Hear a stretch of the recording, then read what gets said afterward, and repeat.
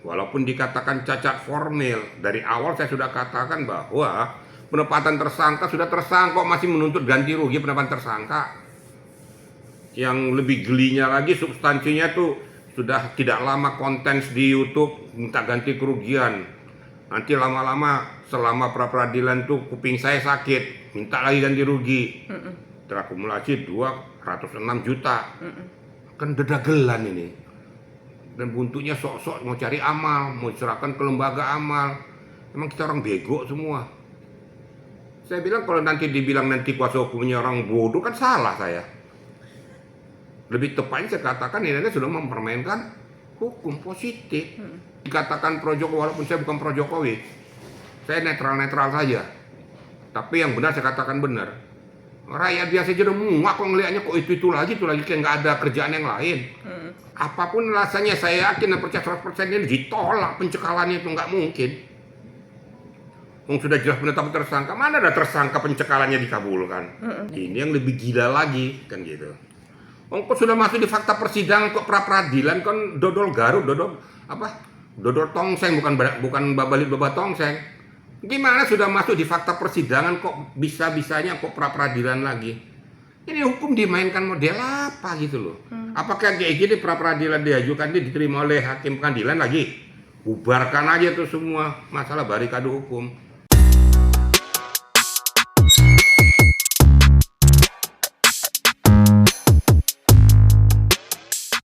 Pak Jenderal, nih kemarin kita melihat sama-sama hakim akhirnya mengatakan kalau prapit dari Roy Suryo ini cacat formil karena seharusnya dia tidak menggugat Polda dan Kejaksaan, tapi melainkan harusnya Kementerian Keuangan. Ini Pak Jenderal melihatnya seperti apa? Baik, terima kasih. Assalamualaikum warahmatullahi wabarakatuh. Waalaikumsalam. Selamat siang dan salam sejahtera untuk kita semua. Jadi gini ya, sebelum saya masuk ke substansi ya, ini saya lihat kok penegakan hukum kita ini makin nggak jelas. Saya harus berani ngomong kayak gitu, nggak jelas. Hakim pun ataupun pengadilan yang menyidangkan juga nggak tegas. Akibatnya akan terjadilah pengadilan jalanan, pengadilan dagelan. Ini kan dagelan ini. Nggak lolos satu, lolos satu, masuk dua, masuk tiga, masuk empat. Lama-lama nanti berjilid-jilid kayak seperti Kopingho nanti. Ya, nanti pengadilannya kayak Kopingho. Jangan hanya mengatasnamakan bahwa prapit itu bisa diajukan sekali dan bisa juga diajukan berulang tapi dengan substansi yang berbeda. Tapi substansi yang mana dulu? Masa substansinya dicicil-cicil? Masa substansinya itu yang beririsan itu nggak ada, dimasukkan juga, katanya tidak boleh menolak pra peradilan, harus tegas. Bila penting di dalam penerapan KUHP yang baru ini ada dua yang menurut hemat saya itu yang harus di judicial review, yang sudah kelihatan fakta lapangan, yang buat meresahkan masyarakat sendiri. Yang pertama itu tentang pra peradilan ini.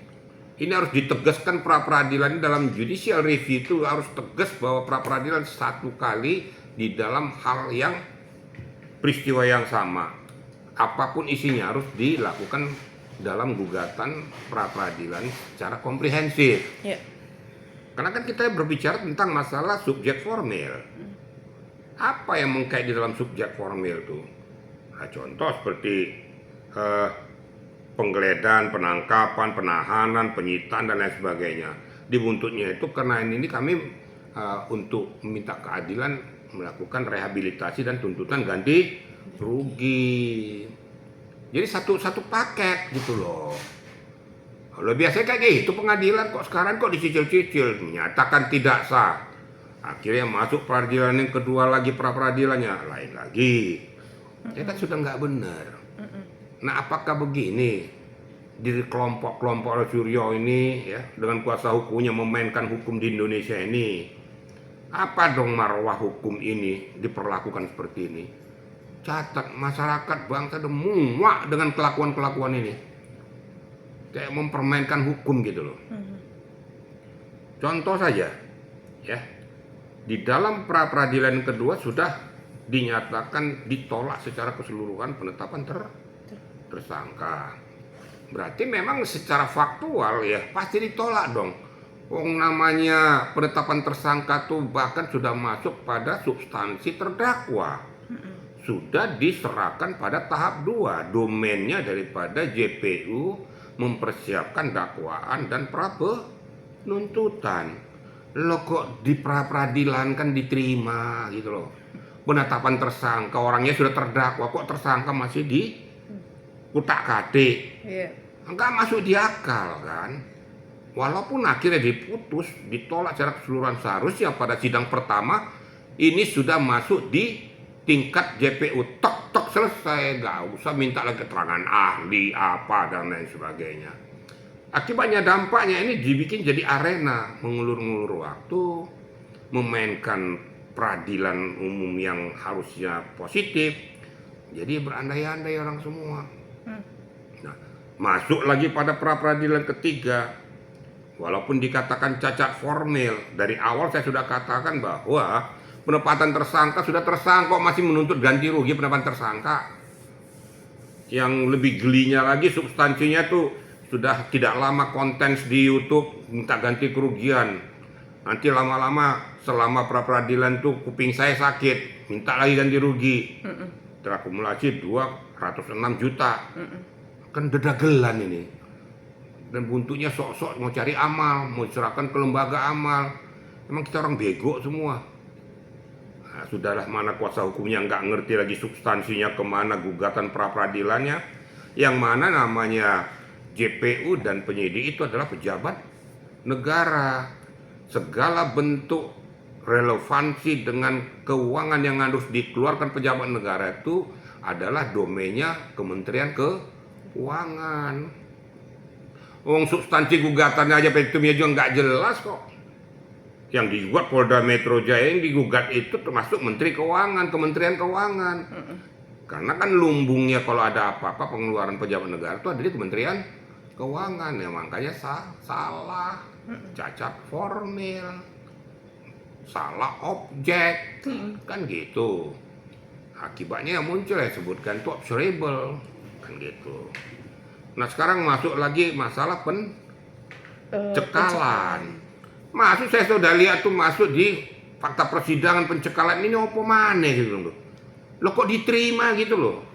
Pada saat diketok pertama sudah selesai kan itu kan tersangka.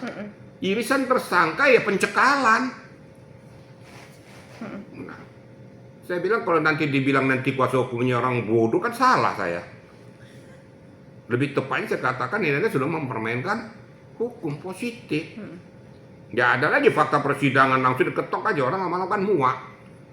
Nggak usah yang dikatakan pro Jokowi, walaupun saya bukan pro Jokowi. Saya netral-netral saja. Tapi yang benar saya katakan benar. Rakyat biasa aja udah muak kok ngelihatnya kok itu lagi kayak nggak ada kerjaan yang lain. Apakah yang Roy Suryo kan pengacaranya ini habis bangun persiapkan untuk pra peradilan 5 tahun pra peradilan, terus yang persiapkan itu aja kerjain, nggak ada kerjaan yang lain apa? Orang lama-lama muak lihat tuh di kamera tuh, kok ini lagi, kok nggak ada kerjaan yang lain gitu loh. Apapun alasannya saya yakin dan percaya 100% ini ditolak pencekalannya itu nggak mungkin. Sudah jelas penetapan tersangka, mana ada tersangka pencekalannya dikabulkan? Kan dodol namanya nih. Tapi kok didaftarkan juga gitu loh.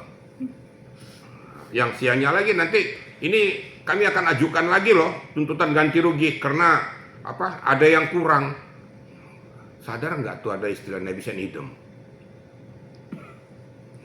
Jadi tolonglah kita sama-sama waras menyikapi ini supaya negara hukum ini berdiri tegak. Ya tentunya Mahkamah Agung juga supaya bertindak. Dan kepada yang saya sampaikan tadi, SEMA harus dikeluarkan. Ya. SEMA harus dikeluarkan untuk pra peradilan ini supaya betul-betul mempunyai marwah. Bentuk isi pra peradilan betul-betul penegakan hukum bukan dagelan. Kemudian saya berharap juga tentang masalah penetapan tersangka berdasarkan 2 alat bukti yang saya ini di judicial review supaya tidak terkesan abuse of power. Kan nggak lucu. berdasarkan 2 alat bukti yang sah bisa menetapkan seseorang jadi tersangka tanpa melalui arena pemeriksaan. Ini kan juga salah juga. Tapi kan KUHP sudah mengamanatkan seperti itu. Makanya kembali lagi judicial review harus berlaku. Bila penting merujuk kepada keputusan MK 12 Romawi 2014 itu. Tetap arena penetapan tersangka merupakan tahap akhir daripada suatu penyidikan. Di mana yaitu antara alat bukti yang sah dengan seseorang yang diduga melakukan perbuatan tindak pidana di cross check tentang peristiwa pidana yang terjadi. Ternyata ada irisannya, yang diduga sebagai pelaku itu dia, baru ditingkatkanlah itu jadi tersangka supaya betul-betul adil dan berkeadilan. Jadi kesan abuse of power itu bisa terkikis. Kalau ini bahaya, dampaknya bahaya loh. Ya kalau seandainya penyidiknya mempunyai hati yang yang murni, betul-betul menegakkan keadilan. Tapi kalau dibuat ini jadi pointer untuk mengkebiri orang lain kan bahaya. Nanti kau pertahankan aja di pengadilan, tapi orang kan statusnya tersangka, sudah diperiksa. Nah, sekarang penetapan tersangkanya itu sesuai nggak dengan apa yang dia lakukan? Betul nggak dia pelakunya? Karena belum dilakukan cross checking tentang antara irisan alat bukti yang sah dengan orang yang diduga sebagai pelaku tindak pidana. Ini kita harus jujur di sini. Ini 2 hal ini yang betul-betul sangat-sangat kita perhatikan benar-benar. Kemudian di dalam keputusan peralihan pasal 361 ya, ini juga perlu kita cermati. Ya, yang dikatakan bahwa lidik sidik yang sudah terjadi sebelum KUHP ini diundangkan berlaku KUHP yang lama, tapi harus ada penekanan di situ. Akibatnya ya ini tadi seperti dakwaannya si Tifa ini kan jadi ambigu. Pengeterapan KUHP lama KUHP baru di mana irisannya ada yang tidak bersesuaian. Makanya dikatakan ambigu, not overclear atau observable. Tapi bukan berarti batal demi hukum, bukan, jangan juga salah makan obat. Yang salah itu adalah dakwaan substansinya, bukan materi pokok perkara tentang statusnya sebagai terdakwa. Nah, ini tolong pengacaranya juga pakai ilmu hukum yang benar gitu loh. Kok menjabarkan antara kerangka teoritis dengan aplikasi itu kok nggak ngerti, main samber aja. Nah sekarang saya dengar-dengar mau fokus tidak lagi pada masalah Pak Joko yang nggak bisa. Tetap aja harus laksanakan nih peristiwa hukum. Sudah terjadi kok peristiwa hukumnya. Masa tiba-tiba diamputasi tanpa melalui arena persidangan? Harus dilalui, pertanggungjawabkan.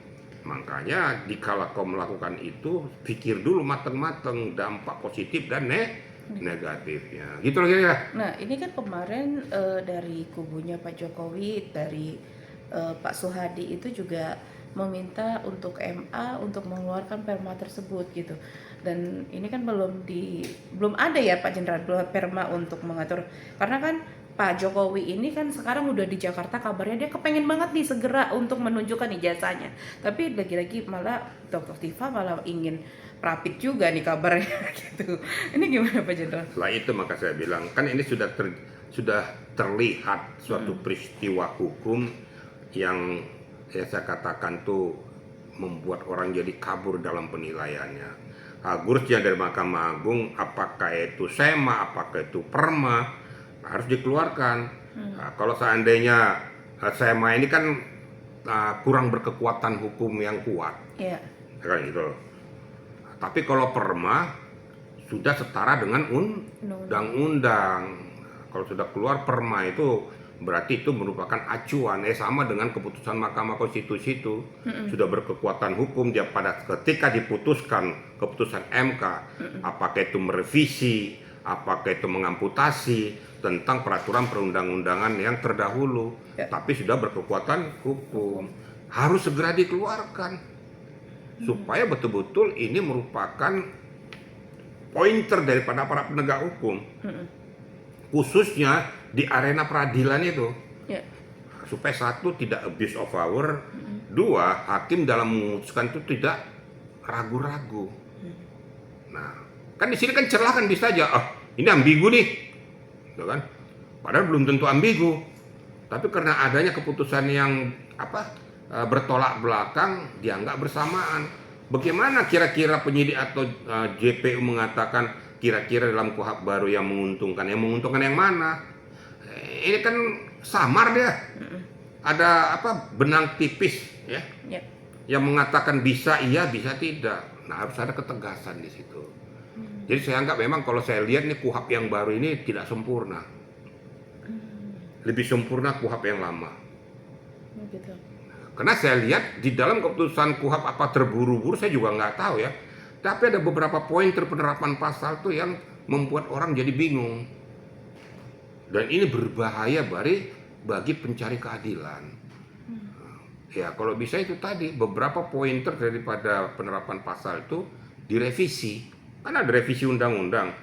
Karena berdasarkan pengalaman yang sudah berjalan ini ada hal-hal yang membuat masyarakat jadi terkendala. Atau terdampak akibat daripada ketentuan peraturan perundang-undangan yang sudah dikeluarkan. Mau apapun itu kan dasar secara hukum karena sudah disahkan oleh DPR. Tapi bukan berarti harga mati, bisa direvisi sama dengan Undang-Undang Tindak Pidana Korupsi tahun 1999. Makanya dikatakan ada kaitannya berdasarkan kepada undang-undang yang tahun 2002 itu. Tetap aja undang-undang tindak pidana korupsi. Tapi kan mengambil kemana dia antara ini atau ini? Mana yang kira-kira lebih menguntungkan? Tapi menurut hemat saya penerapan hukum dan undang-undang itu nggak seperti itu. Harus kira-kira sudah cermat. Kalau ini harus segera direvisi, harus segera diambil langkah-langkah. Apakah itu SEMA kalau berkaitan dengan Mahkamah Agung di kehakiman ya? Apakah itu PERMA? Apakah itu langsung diambil keputusan konstitusional, yaitu harus melalui MK supaya betul-betul perubahan keputusan atau undang-undang yang sudah dikeluarkan itu bisa diubah, direvisi atau diamputasi. Gitu kira-kira. Oke, Pak Jendro, tapi kalau melihat Dr. Tifa ini kan sebenarnya kan sudah ada untuk jadwal sidang tanggal 6 ya. Gitu. Tapi kan dia akan mengajukan rapid juga nih. Ini apakah nantinya tindakan Dr. Tifa akan seperti Roy Suryo juga yang akan melakukan rapid berkali-kali atau seperti apa nih? Ini yang lebih gila lagi kan gitu. Kok sudah masuk di fakta persidangan kok pra-peradilan kan dodol Garut, dodol tongseng bukan babalit baba tongseng. Gimana sudah masuk di fakta persidangan kok bisa-bisanya kok pra-peradilan lagi? Ini hukum dimainkan model apa gitu loh. Apakah kayak gini pra-peradilan diajukan diterima oleh hakim pengadilan lagi? Bubarkan aja tuh semua masalah barikade hukum. Maka suka-sukanya aja. Kalau kira-kira nanti mengarah kepada nanti kemungkinan bahwa dia berdampak kepada pribadi dia, aku mau pra-peradilan dulu. Sementara fakta persidangan sudah berjalan. Ini sudah daftarkan JPU ya, aku pra-peradilan aja lah. Ini kesuka-sukamu aja kan. Makanya kasus tentang masalah yang 2 pointer nih, ini kasus dagelan, kasus permainan, kasus yang betul-betul dimain-mainkan. Hukum merasa dikangkangi dalam hal ini. Di mana marwah harga diri daripada penegakan hukum? Nol, sudah kosong. Kenapa ini dimain-mainkan seperti gini? Jadi nggak ada lagi marwahnya tuh.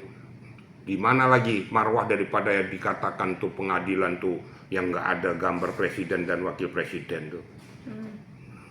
Sudah hilang marwahnya. Di kotak-katik kayak gini. Yang sialnya nanti pencuri ayam itu diputuskan nanti. Yang sialnya nanti pencuri sendal jepit diputuskan juga. Tapi gara-gara dia bernuansa kayak gini, ragu-ragu memutuskannya. Mana dong katanya yang sama di mata hukum itu?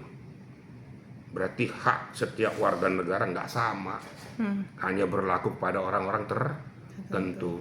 Kalau dari rakyat menengah ke bawah itu babat habis nggak apa-apa. Lakukan hukum.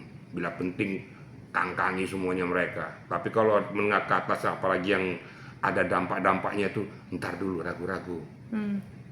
Contohnya nggak usah jauh-jauh lah kasusnya ex Jampitsus ini aja lah. Orang gila juga udah tahu kemana larinya. Tapi kok dibikin jadi orang bego gitu loh. Ini tantangan pemerintahan yang sekarang. Saya lihat di pemerintahan sekarang ini banyak yang harus diperbaiki, dibenahi, dan harus ada langkah-langkah tegas. Khusus ya memang pemegang direktif itu. Kalau begini-begini terus saya takut rakyat akan marah. Ya. Rakyat tidak berterima, kok kami nggak mendapatkan keadilan yang benar. Kok suka-suka kalian aja mencari-cari sesuatu di atas. Kalau ada yang nggak benar kalian benar-benar. Sementara pajak kalian kangkangi semua, bayar pajak kita. Ini tolong cermati para pemegang kebijakan direktif di atas itu. Ya. Ingat dosa bagi kita itu apabila kita membuat rakyat bangsa ini menderita. Sementara kalian di atas tenang-tenang dan ketawa-ketawa dengan membancai uang pajak rakyat. Itu kira-kira. Oke, tapi menurut Pak Jenderal, ini kan kalau saya nggak salah itu Prapit ini kan diajukan hanya sebatas sampai 9 kali ya Pak Jenderal. Betul nggak Pak Jenderal? Ya, bila penting 100 kali aja media. Ya, capek gitu. Kalau saya mengatakan nggak ada, paling banyak 2 kali, itu pun substansi yang berbeda. Kalau memang satu substansi, itu yang saya katakan tadi harus dibuat secara komprehensif. Contoh yang saya katakan tadi, bahwa kami mengajukan pra-peradilan, biasanya kan kayak gitu. Saya kan kenyang pra-peradilan. Nah, kami mengajukan pra-peradilan karena tidak sahnya penetapan tersangka, kan gitu. Untuk itu nama kami supaya direhabilitasi. Kami menuntut ganti rugi baik moral maupun imaterial. Gitu dong. Ini cicil-cicil. Kayak seperti cicil ngutang aja gitu loh. Oke. Apa nggak capek tuh hakim? Iya. Oke, berarti Pak Jenderal mungkin nih Dokter Tifa kalau memang dia mengajukan Prapit akan mencicil juga, atau memang karena kan jadwal sidangnya udah ada nih. Apakah memang jadwal sidang ini tetap berjalan sambil Prapit berjalan juga atau seperti apa? Kalau jawaban saya singkat, apakah hakim pra-peradilan mau menerima nggak pra-peradilan itu? Itu pertanyaannya itu dalam. Nah, ini kan sudah masuk fakta persidangan, yang mau dipra-peradilankannya itu apa? Apakah yang dipra-peradilankannya substansinya sama pada saat yang sudah masuk ke fakta persidangan? Sudah ajang dakwaan, sudah ajang eksepsi, keputusan selah, terus masuk pra-peradilan. Berarti mundur lagi nih fakta persidangan kan? Nanti mundur lagi aja nanti ke Hong Kong sana nanti. Nggak usah lagi kita bermain hukum. Akhirnya yang ada nanti adalah hukum rimba. Yang hukum positif nggak laku lagi kok. Yeah. Ya dagelan semua. Hukum rimba aja. Nggak usah lagi ada penegakan hukum. Saya aja para penegak hukum tuh muak lihatnya tuh. Kok nggak ada lagi kerjaan yang lain gitu. Harus kita berani mengatakan salah adalah salah, benar adalah benar. Gitu loh kira-kira ya. Oke.